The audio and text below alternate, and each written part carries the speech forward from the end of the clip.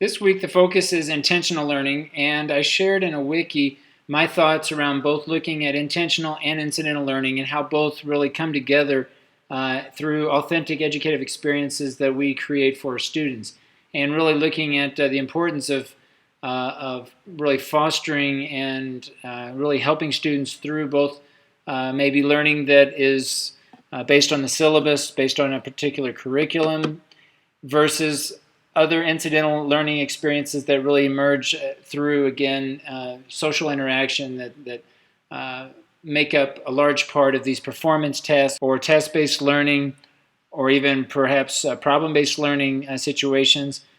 But I share in the wiki my thoughts around looking at behavioral versus expressive objectives, the latter being, I feel, more appropriate when looking at how both intentional and incidental learning emerge through these experiences.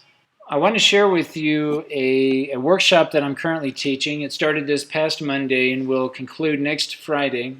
It's a 2-week academic writing course for in-service professors at the university who are interested in publishing their research in English. So we're using Moodle here, and I'll share with you the syllabus that we're using for the course. And basically the contents, or the products I should say, are really divided into 3 different areas. One is a concept paper, the second is an annotated bibliography, and the third is a literature review. These are the 3 products really that the participants or the teachers are asked to complete during this 2-week academic writing process.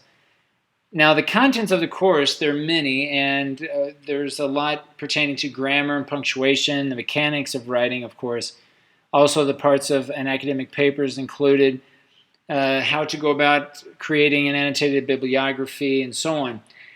But you can imagine, just looking at it from a grammatical standpoint, even punctuation, the mechanics, there are many different concepts here that could emerge really from the experience. So this class is not so much me coming up with different grammatical aspects to and front-loading this information onto them, or bringing and lecturing about different ways of using punctuation and so on. It's more about helping the teachers through their writing when they actually need it. So the dynamic here of the course typically involves them creating first a text that I look at, then I give them feedback.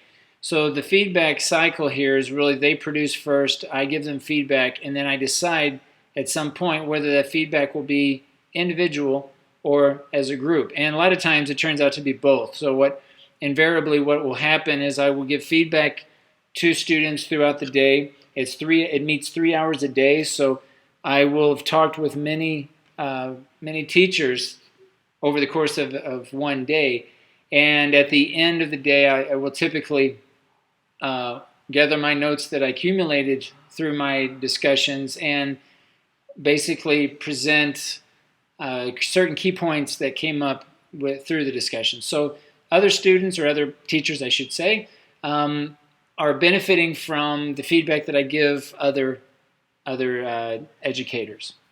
Another aspect of this course is that all of the documents that they work on are shared with me personally. So I am sharing, or actually giving feedback to their work in a variety of ways. Okay, so they bring in their computers, they're all connected to the internet, so they are working in class in real time in their personal shared document. And so I have all of their shared documents here. So if they come to me and on their computer want me to give feedback, I certainly do that. I can verbally give them information or give them feedback on their work or how they're advancing. A lot of times they will just ask for me to project their document on the screen. So we also have a large screen in the classrooms that can be projected, and so I can show, for example, I can show someone's work in front of the class, and I can give feedback to that individual, but in front of the whole group. And this also is a learning experience for everyone else as they listen to the feedback that I give. So the this is working quite well so far as giving individual feedback, having others listen to the feedback that I give them. Even though I may not be addressing them personally, they can look at their own text and compare kind of what I've been talking about and what I say to other colleagues, and make appropriate changes. And then, of course, on a one-on-one basis, give them direct feedback. Also, since all of this information is shared openly online, I can also give feedback to their work outside of class. So if they send me an email, I can also leave comments to their Word online document. We can have a conversation back and forth if need be. If they need further clarification, they can respond to my comments and so on. So this setup works very well both for in-class dialogues as well as communicating and making myself accessible to them outside of class.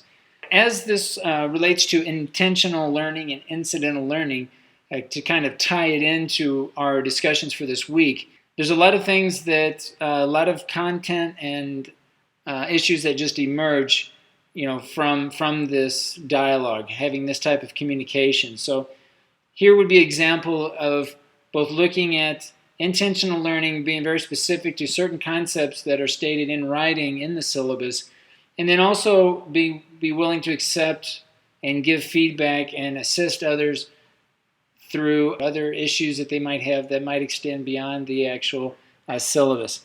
And I think naturally this is what happens in any type of authentic activity or a performance task where there's just a lot of other possible outcomes that can emerge again through the experience. So those are my thoughts for this week as I reflect on intentional learning and incidental learning and how both kind of live within the educative experience, and how I, as an educator, really try to deal with those moments where I'm giving feedback on maybe information or their own learning that maybe goes beyond the syllabus.